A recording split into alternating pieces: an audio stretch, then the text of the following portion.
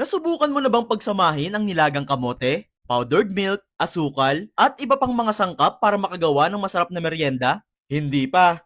Nako, sure akong matutuwa kayo dito sa kamote recipe na isi-share ko sa inyo ngayong araw. Bali dito nga is meron tayong biniling isang malaking kamote. Tumitimbang pala to ng mga 3/4 kilo guys. At babalatan lang natin yan gamit itong peeler. Nako guys, siguraduhin yung tapusin nyo tong video ha. Dahil sure akong nanaisin mong gumawa din ito. Dahil konti lang naman yung mga sangkap na gagamitin natin. At hindi rin tayo dito gagamit ng mga mahal na ingredients. Yung typical lang na nahahanap sa kusina, yung ipangahalo natin dito sa kamote guys. And after nga natin yung mabalatan, bibiyak-biyakin ko naman yan sa mas maliliit na piraso. Mas madali kasi natin yung mapapalambot kapag mas maliliit yung size nitong kamote. And kapag okay na nga yung size niyan, huhugasan naman natin yan thoroughly para naman mawala yung dagta at dumi na nakakapit sa kamote. Pagkahugas nga nitong mga kamote, pwede na natin yung isalang sa steamer hanggang sa lumambot. Kung wala kayong steamer, pwede nyo naman yan lagain na lang para maluto. Ang kaso, mawawala naman yung sustansya ng kamote kapag nilaga. Kaya the best pa rin talaga kapag steam. Pero nasa sa inyo naman yan guys. And makalipas nga ang ilang minutong pagluluto,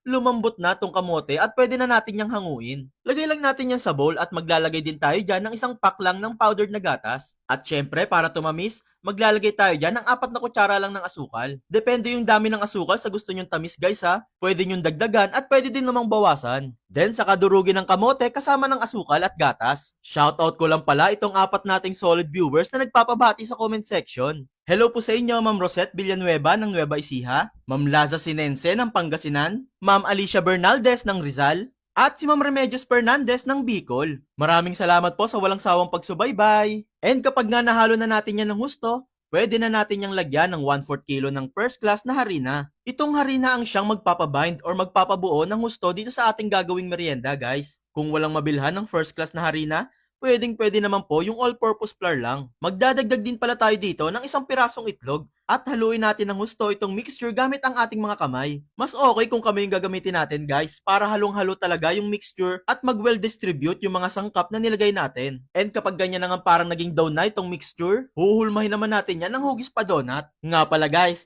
kung gusto nyo nga din po palang ma-shoutout sa mga videos na ina-upload namin ni Mama araw-araw, pusuan mo lang po itong video na pinapanood mo. And mag-comment ka na din po dyan sa ibaba kung taga saan po kayo. Malay mo, ikaw naman ang next na ma-shoutout natin sa mga future videos na gagawin pa namin. Salamat po lagi! And once na mahulma na nga lahat ay nakagawa tayo dyan ng 16 pieces na donuts. Marami-rami na rin yan guys ha. Then dito sa kawali, nagpainit na tayo ng mantika. At siya namang prito dito sa mga kamote donuts. Piprituhin lang natin both sides until mag-brown na. Then saka hanguin isa-isa. At kapag nga naprito na lahat, pwede na yan kainin, syempre. Pero para may kakaibang twist, lalagyan ko yan ng margarine sa ibabaw then saka papakapitan ng asukal tulad nito. O di kaya naman para masosyal, lalagyan ko naman yung ibang donuts ng chocolate sa ibabaw na sure kakatuwa ng mga kids. And there you have it guys! Ready nang iserve sa pamilya itong kamote donuts na sigurado ako mag-e-enjoy ang lahat. Kaya ano pang hinihintay mo? Bumili ka na din ng kamote at iba pang mga sangkap at subukan mo na din gumawa nito.